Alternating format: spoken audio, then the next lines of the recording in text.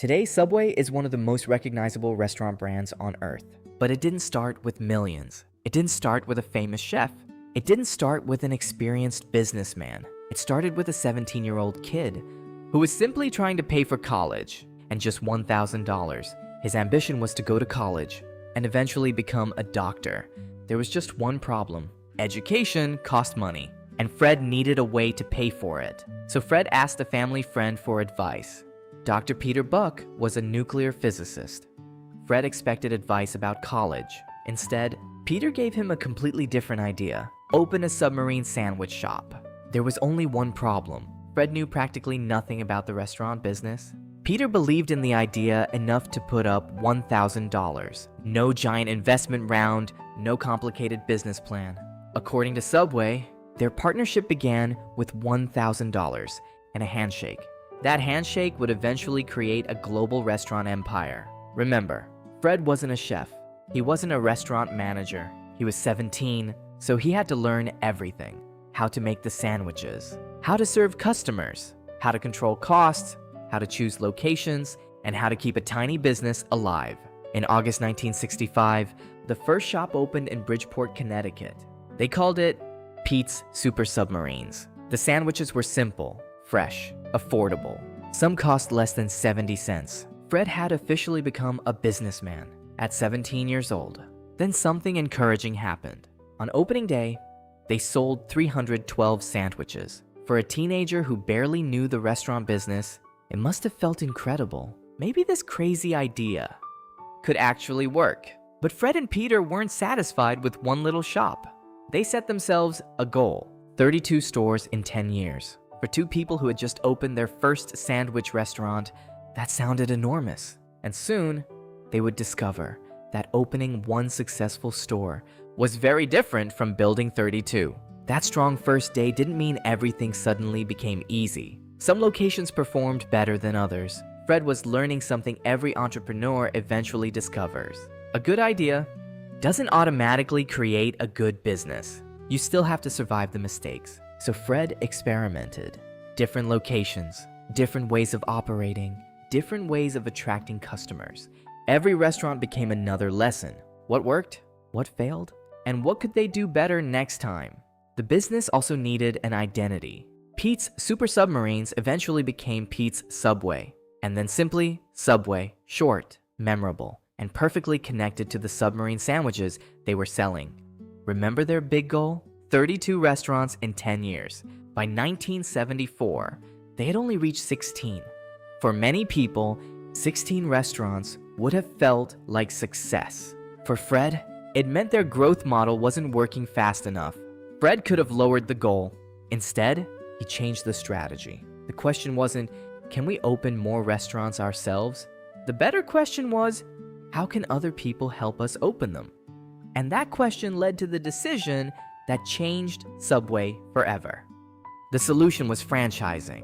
Instead of Fred and Peter paying to open every restaurant themselves, independent owners could invest their own money, operate their own Subway restaurants, and follow the company's system. Suddenly, growth didn't depend only on Fred's money. In 1974, their first franchised Subway restaurant opened in Wallingford, Connecticut. That one decision changed the mathematics of the business. Fred no longer had to personally build every store. Now, other entrepreneurs could build Subway with him. And that's when Subway began to multiply. One franchise owner became another, then another. Every new restaurant created another opportunity to expand. Fred had discovered the engine that could finally turn their original little sandwich shop into something much, much bigger. By 1978, Subway reached 100 restaurants. Think about that. 13 years earlier, Fred was a 17-year-old trying to find money for college. Now, his little sandwich idea had become a growing restaurant chain. Fred understood something important about franchising. A business becomes easier to expand when it can be repeated. The menu had to be understandable.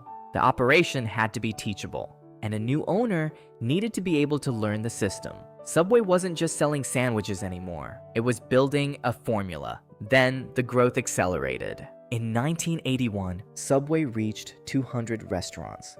3 years after reaching 100, they had doubled. The franchise model was doing exactly what Fred hoped it would do. And then came a number that once would have sounded impossible: 1,000 restaurants. Subway crossed that milestone in 1987.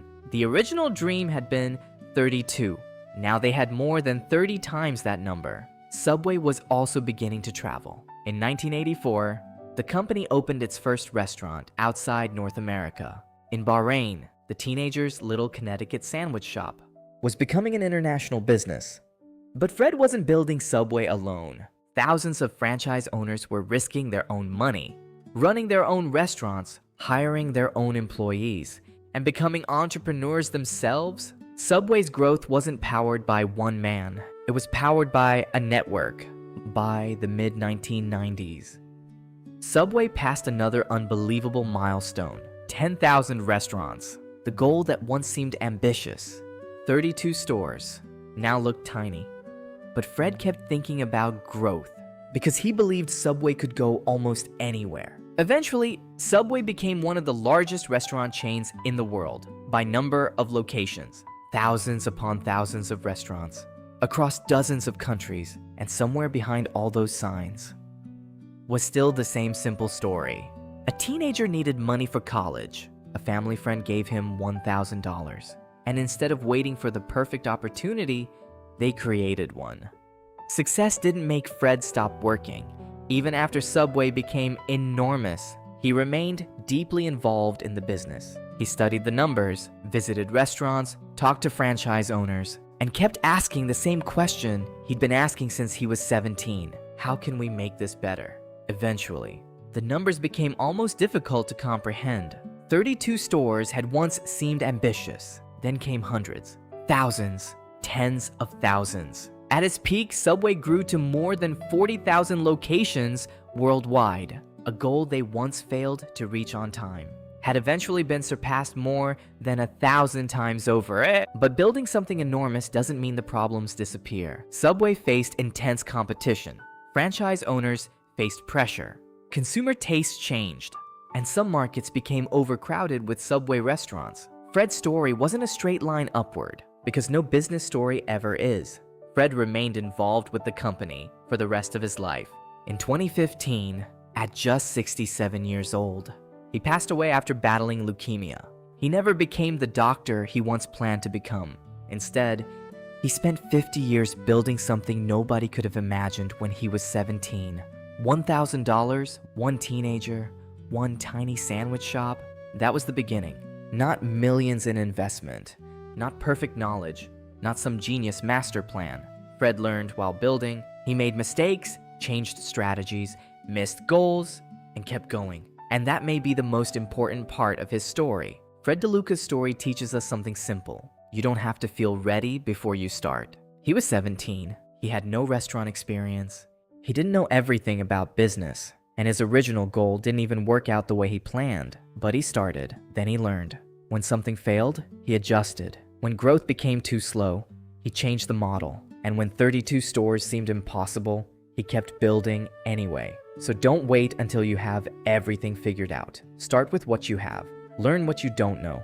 Change what isn't working, and keep moving. Because sometimes, $1,000 and one small idea can become something bigger than you ever imagined. Thank you for watching. Tell us in the comments whose story we should tell next. We'll see you in the next success story. And hopefully, one day, it'll be yours.